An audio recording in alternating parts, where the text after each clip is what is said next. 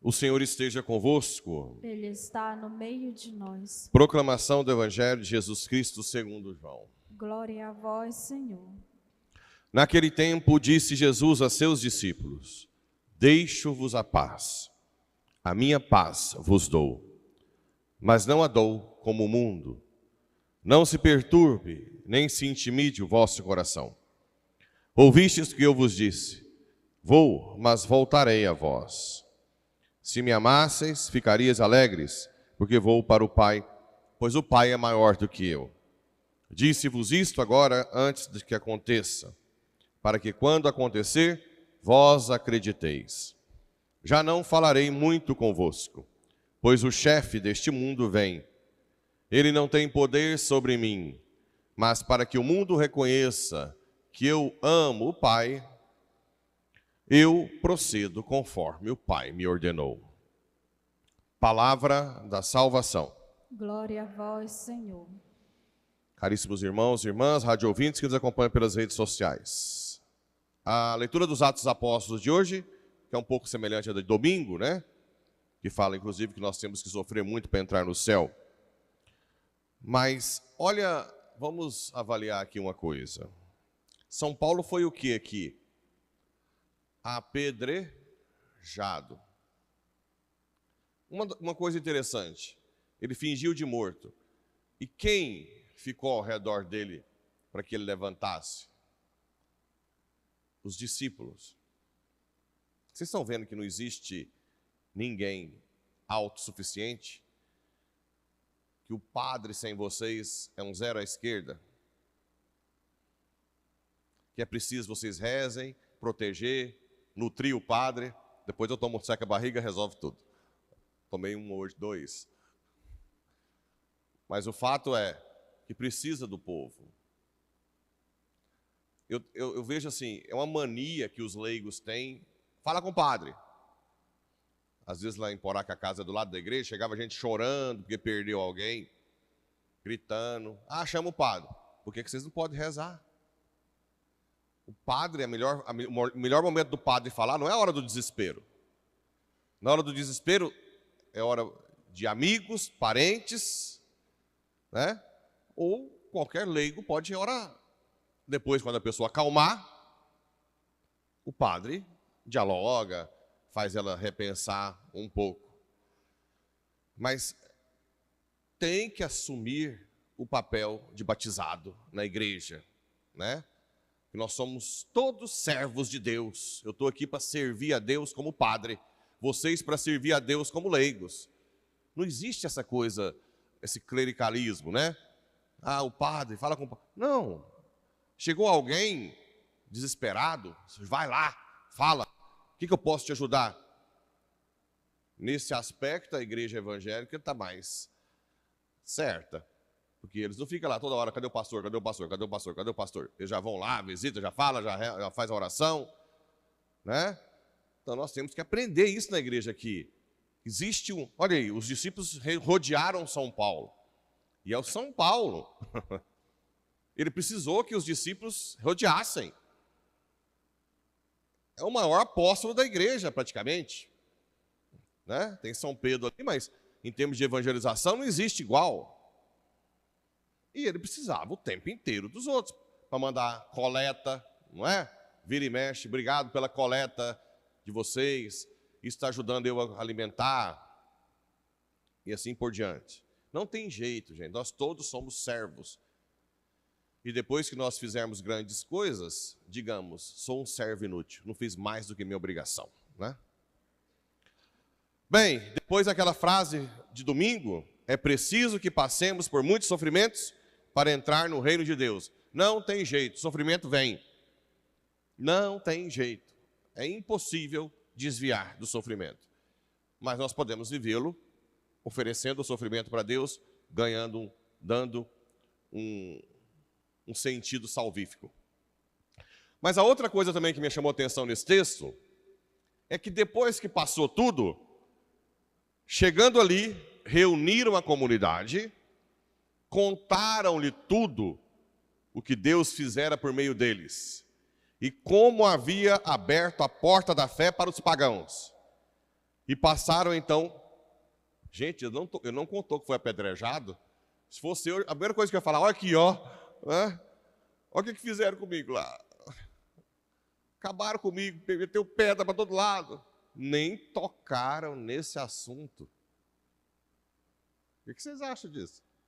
Levou pedrada para quase morrer e não tocaram nisso. Contaram as maravilhas que Deus fez. Fala, se você leva uma pedrada aqui na igreja, você vai contar até 2040, né? Eu vi uma pedrada na igreja.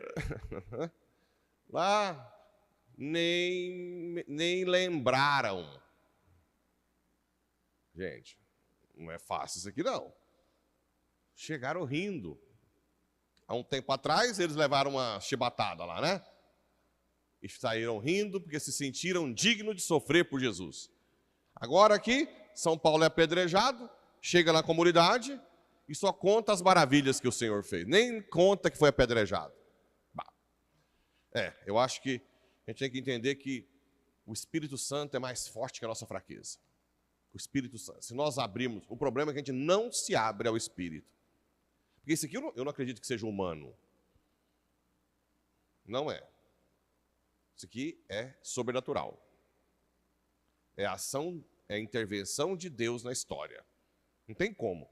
Igual achar que São Lourenço vai ficar na brasa, pode virar que assou demais. Isso não é normal aí. Não é normal. Eu já falei para Jesus, puseram na brasa, eu falo, Jesus, nunca ouvi falar. Conheço, não. Não me põe, não. Agora o outro vai e fala, pode virar? Isso não é normal, não.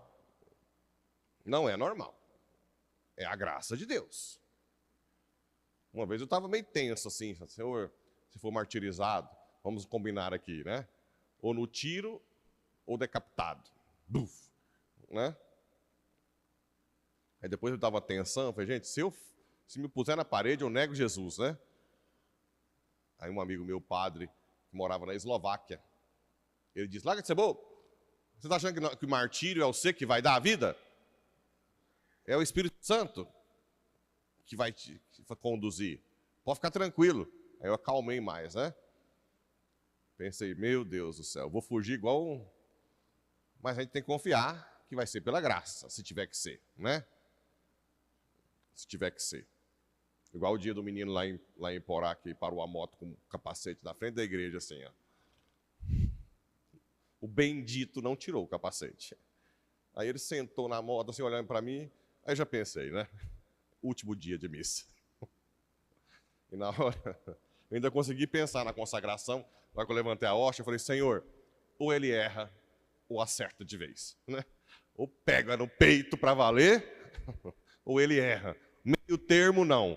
Por favor, Senhor, né? Depois descobri que era um jovem lá da paróquia. Quase peguei ele de couro, né? Como é que você para uma motoca na frente da igreja de capacete? Mas paciência. Já serviu para ver como é que eu estou, né? Já vai vendo. Até cheguei a levantar os braços, assim, para não errar direito, né?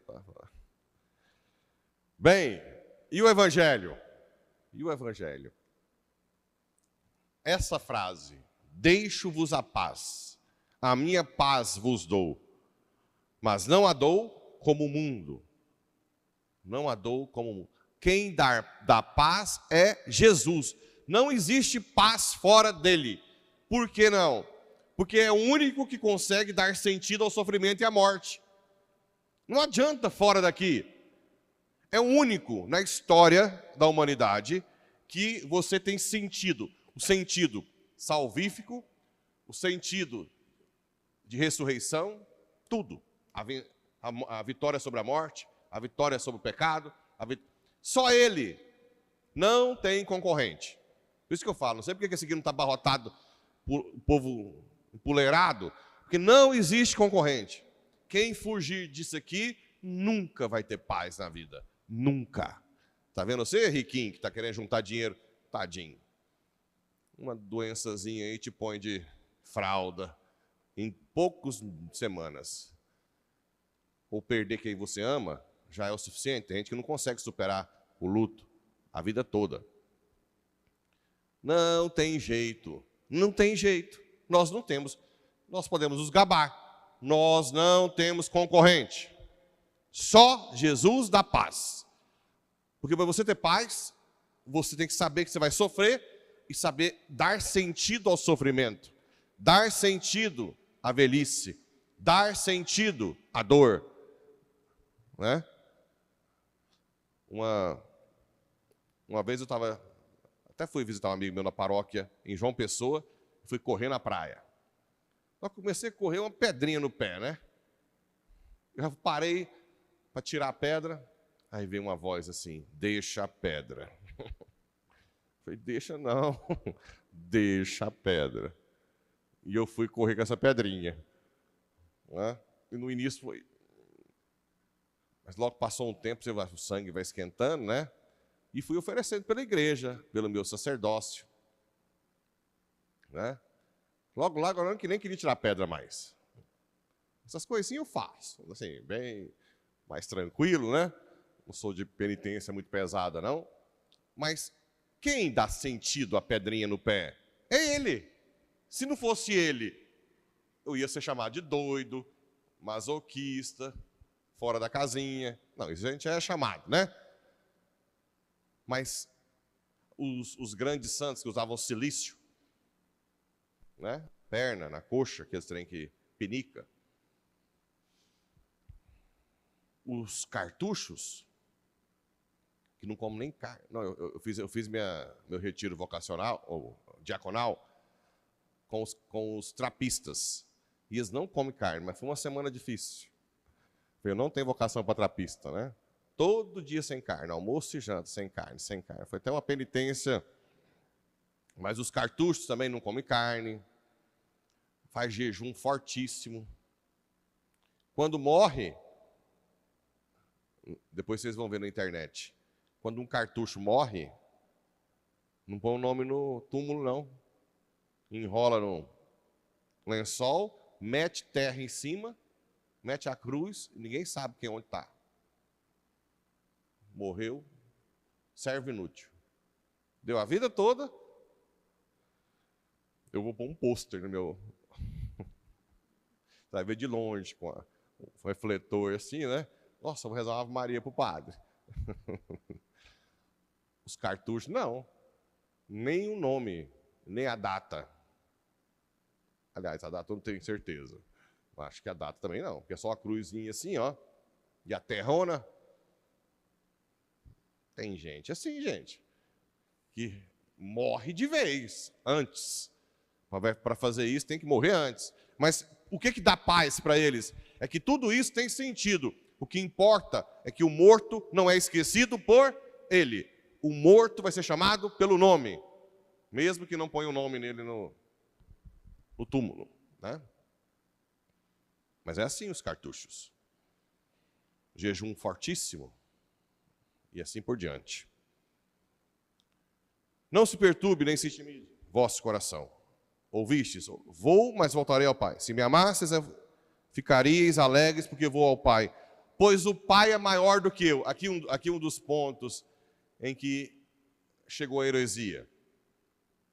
O arianismo, que colocava Jesus abaixo do Pai. Aí eles citavam esse tipo de texto. Mas tem os outros textos que mostram que Jesus é Deus, como aquele de Filipe, porque mostra-nos o Pai, estive o tempo inteiro convosco. Esse aqui é maior do que eu, como ser humano, na kenosis. Jesus se esvaziou. Então, quando ele falou, é maior que eu, está falando na sua vida terrena, porque ele deixou o poder todo com o Pai, mas não na sua identidade. Entenderam isso? Só para entender que houve muitas heresias colocando Jesus abaixo do Pai. E Jesus é no mesmo nível do Pai, porque o Pai quis, né? O Pai deu tudo para o Filho. Porque já não falarei muito convosco, pois o chefe deste mundo... esse mundo tem um chefe.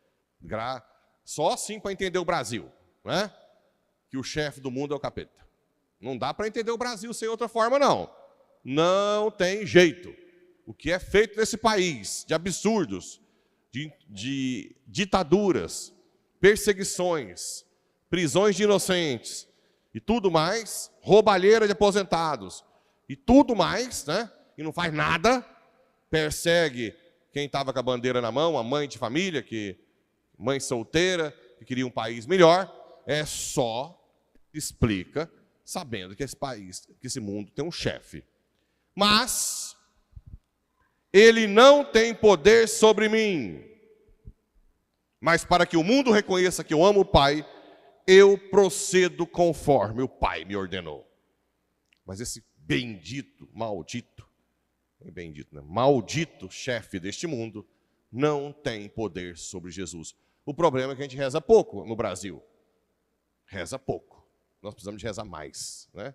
Rezar o rosário todo dia, fazer adoração todo dia, jejum, para que o Brasil saia deste castigo satânico, né? Precisamos de rezar muito. Também as guerras, a Ucrânia, a Nicarágua, que expulsou todos os cristãos de lá, e assim por diante. Cuba, Venezuela, um caos, China. Precisamos muito de oração, penitência e jejum. Que Deus nos ajude, né? Deus nos ajude a ser como os apóstolos. Levam as pedradas e depois só lembrar das coisas boas. Isso é para gente grande. Isso é para quem reza, é para quem é santo. Que Nossa Senhora nos ajude.